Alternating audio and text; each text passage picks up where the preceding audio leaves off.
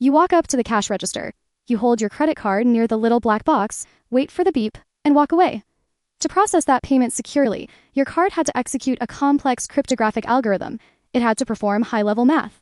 It is a computer. Look closely at the object in your hand. It is a completely flat piece of plastic. There is no chemical battery tucked inside. None at all. So how exactly did a completely dead physical object turn itself on to process digital data? The card is physically incapable of generating its own power.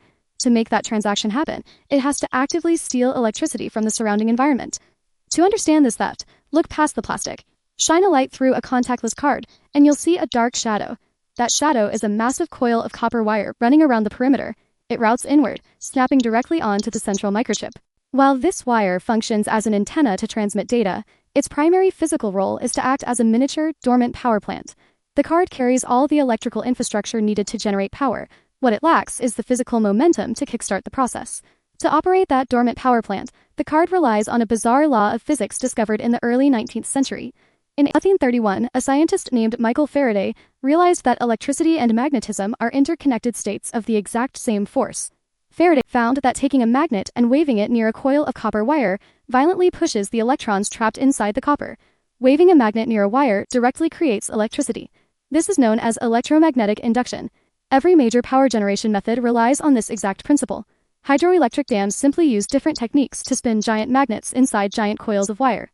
While the massive facilities require huge amounts of physical motion to induce power, your credit card is engineered to achieve the exact same physics while remaining perfectly still.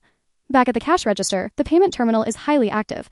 It is constantly radiating invisible magnetic waves outward.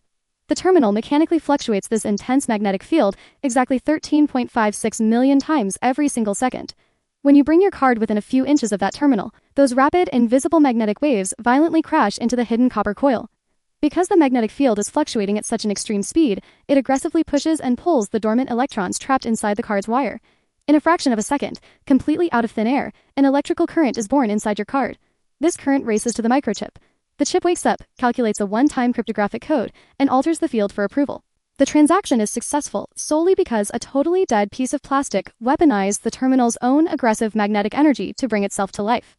The moment you pull your card away from the terminal, the magnetic field disappears. The microchip instantly dies, going completely dormant until the next transaction. This battery-free architecture is technically classified as radio frequency identification, or RFID, and near-field communication, NFC. It is the exact same underlying hardware buried inside your passport, the security badge you tap at the office, and the tracking microchip implanted in your dog's neck. Because these devices harvest ambient physics to operate, rather than relying on degrading internal chemical batteries, their functional lifespans are virtually infinite. We operate in a world where we assume electronic devices must be strictly plugged into a wall to receive power. We monitor lithium-ion battery percentages and search for physical outlets, treating electricity as a finite resource we have to carry around with us. But induction physics proves that the seemingly empty space around us is actually a highly active, densely packed medium of forces. We are constantly walking through an invisible ocean of energy, waiting to be harvested by the right hidden gears.